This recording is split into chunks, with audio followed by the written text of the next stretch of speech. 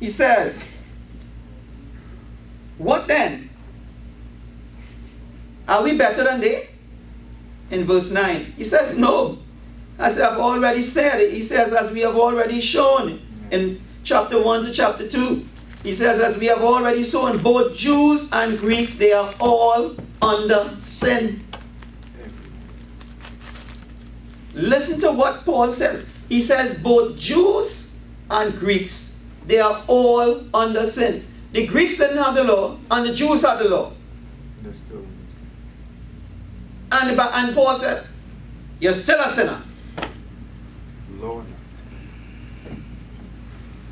Glory be to God. Hallelujah.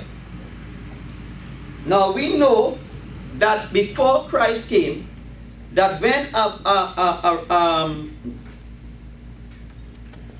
one of God's children died, they went to a place called paradise, and they had to wait there for the death and resurrection of Christ. They had to wait there. It was like they were in a holding place. But we know now that after Christ, Paul himself said that after death, we are in the presence of God. And so things change after the death of Christ. But before Christ, they had to wait. They were not able to be perfected until Christ came. Until Christ came and died, shed his blood and was risen again. So he says, listen, Jews and Gentiles, you're all in the same boat. And then he quotes in Psalm 14. The psalmist way back then began to prophesy and began to talk about the condition of men, Jews and Gentiles. And so listen to what the psalmist says in Psalm 14. He said, there is none righteous, no, not one.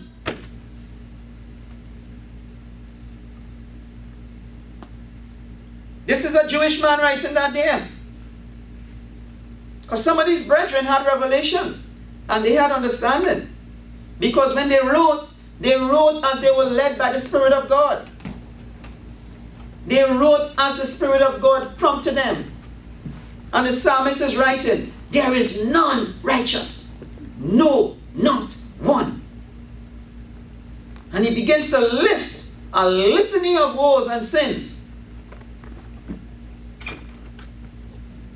Glory be to God.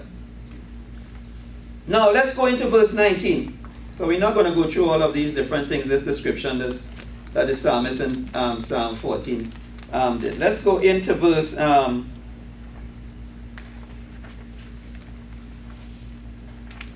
19. Now we know that whatever the law says, it says to those who are under the law.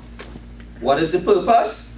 That every mouth may be stopped, and all the world may become guilty before God.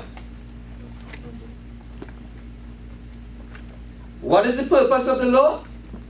That all the world, they cannot present any argument to justify themselves before God.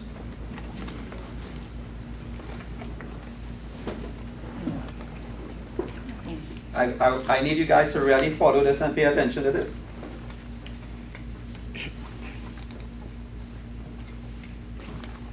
Now we know, verse 14, I'm reading it again, that whatever the law says, it says to those who are under the law, that every mouth may be stopped, and all the world may become guilty before God.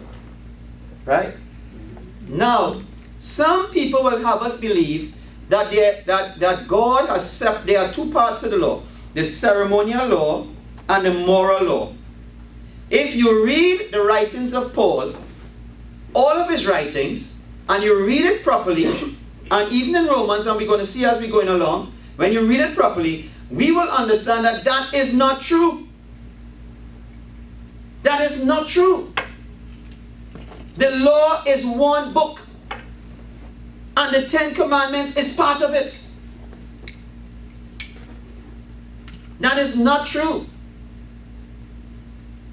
Because the Ten Commandments does not address an issue such as, let's say, It didn't specify things like, okay, let's say homosexuality.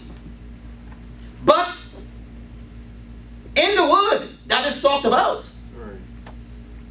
The Ten Commandments didn't specify things like putting a tattoo on your skin or piercing your skin. But in the Word, it is spoken about. So what are we going to say then? Are we going to say, well, the Ten Commandments is enforced today, but the rest is not enforced today? That type of reasoning, it just doesn't make sense. And so we have to understand that all of that the Torah, that they like to, the Jewish people like to call it the Torah, from Genesis to Deuteronomy, all of those 5 books, that's the law of God. Is it bad? The law is not bad. The law is good. And the purpose of the law was to show men, listen, you're a sinner. You're a sinner. And you need God. That's the purpose of the law. Point out sin. And so that men will realize, man, I'm a sinner. I can't keep this law. You know, I need God to help me.